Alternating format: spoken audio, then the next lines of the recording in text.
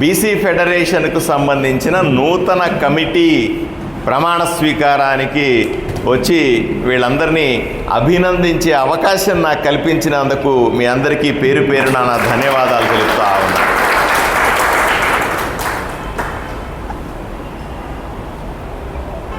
రాష్ట్ర వ్యాప్తంగా జనాభాలో 55%,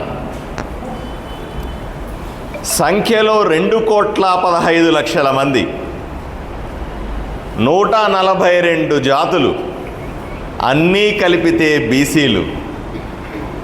ఇప్పటికీ కూడా మాకు బీసీ భవన్ కావాలి, సంక్షేమం లేదు, అభివృద్ధి లేదు, అన్నమో రామచంద్ర అనే దుస్థితి ఈ రాష్ట్రంలో నిజంగా ఎంత బాధాకరమో ఒక్కసారి మనమంతా ఆలోచన చేసుకోవాల్సిన అవసరం ఉంది.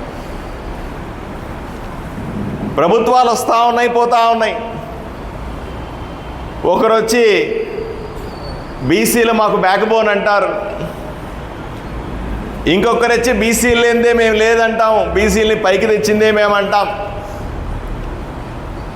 ఇంకొకరు వచ్చి బీసీలే మాకు ముఖ్యమంటాం. ఇంకొకరు వచ్చి బీసీలకు ప్రాతినిధ్యం వహించేది మేమే అంటాం.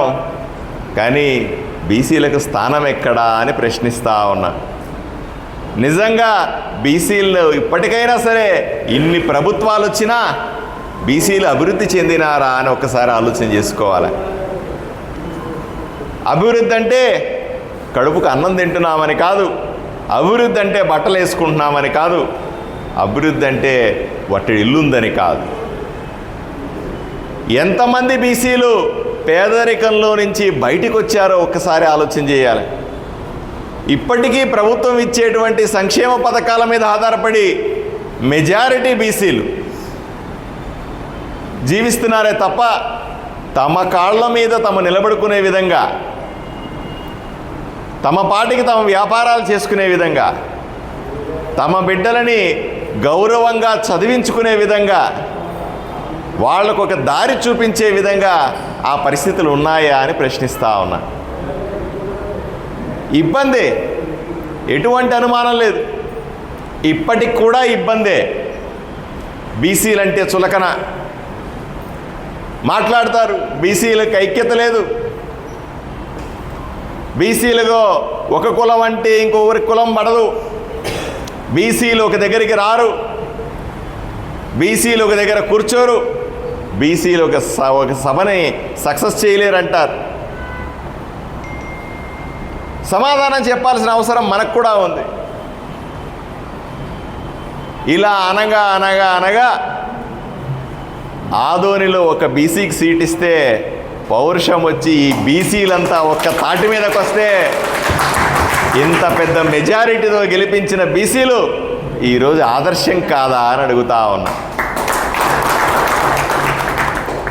కులాలకు అతీతంగా నువ్వు వేరే కులం నేను వేరే కులం అని కాకుండా అందరూ బీసీలేనే ఆలోచన చేసి ఈరోజు అసాధ్యం, ఆదోనిలో ఒక బీసీ గెలుస్తాడా? ఎట్లా గెలుస్తాడు? గెలిస్తే ఆయన గెలవాలా, లేకపోతే ఈయన గెలవాలా, 60 గెలవాలా, 40 గెలవాలా అనే పరిస్థితుల్లో నుంచి కాకుండా ఈరోజు 100% బీసీ గెలవాలని ఓటేసి నన్ను గెలిపించలేదా? ఇంతకంటే గొప్ప ఐక్యత, ఇంతకంటే గొప్ప ఐక్యత మీ రాష్ట్రంలో ఎక్కడ చూస్తారు అని అడుగుతా ఉన్నా. నేను ఓబీసీ మోర్చాలో పనిచేసిన, నేను నరేంద్ర మోదీ గారి సారథ్యంలో భారతీయ జనతా పార్టీలో బీసీ సంఘాలను ఐక్యం చేసి దాంట్లో జాతీయ కార్యదర్శిగా చేసి, నాకు బాగా తెలుసు ఇక్కడ జిల్లా రాష్ట్ర అధ్యక్షులు ఉన్నారు, జిల్లా అధ్యక్షులు ఉన్నారు, డివిజన్ అధ్యక్షులు ఉన్నారు. నేను కూడా జాతీయ స్థాయిలో పనిచేసిన ఈ బీసీ సంఘాల్లో బ్రహ్మాండంగా పనిచేసిన, దీంట్లో ఉన్న కష్టము నష్టము తెలుసు. కానీ గుర్తించుకోవాలా, బీసీలు అన్నది కులం కాదు, బీసీ అన్నది ఒక ఆలోచన. బీసీలంటే ఎల్లప్పుడూ బాధపడేవాడు కాదు, ఎల్లప్పుడూ భరించేవాడు. బీసీలంటే చులకన కాదు, బీసీలంటే అది మనకు బయటికి కనిపించిన ఒక కరెంటు లాంటిది. కరెంట్ ఎప్పుడన్నా బయటికి కనిపిస్తుందా? ఆ వైర్ ఉంది, వైర్ కనిపిస్తుంది కానీ కరెంటు కనిపిస్తుందా? అటువంటి కరెంటు లాంటి ఆలోచన బీసీలు. నేను మొన్న చెప్తా ఉన్నారు, మొన్న నేను కురబలకు సంబంధించిన సోదరులు పిలిచి నాకు సమావేశం ఏర్పాటు చేశారు. అయ్యా, మాదాసి కురబలందరూ కూడా బాధపడతా ఉన్నాం, మాకు ఎస్సీ సర్టిఫికెట్లు రావాలని చట్టం చెబుతుంది, అయినా కూడా రాలేదన్నారు. వాల్మీకులంతా కూడా సమావేశాలకు పిలిచారు నన్ను. దేశంలో ఉన్నటువంటి వాల్మీకులంతా కూడా ఎస్టీలుగా ఉంటే, ఉత్తర భారతదేశంలో ఎస్సీలుగా ఉంటే, పక్కనున్న కర్ణాటకలో కూడా ఎస్టీలుగా ఉంటే, రాయలసీమలో ఉన్నటువంటి వాల్మీకులు కేవలం బీసీలుగా నలిగిపోతా ఉన్నాం, సాయం చేయమన్నారు. పుట్టిన కులం. అలాగే ఎన్నో కులాలు, డీనోటిఫైడ్ ట్రైబ్స్ కులాలకు సమావేశాలకు వెళ్తా ఉన్నా నేను. అత్యంత వెనకబడినటువంటి బీసీ జాతులు,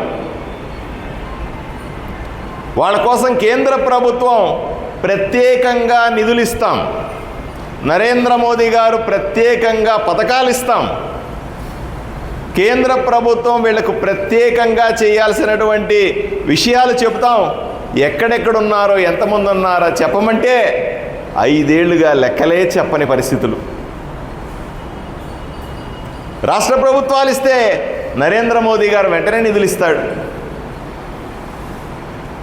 రాష్ట్ర ప్రభుత్వాలు ఇస్తే వాళ్ళకు వెంటనే మంచి జరిగే అవకాశం ఉంది.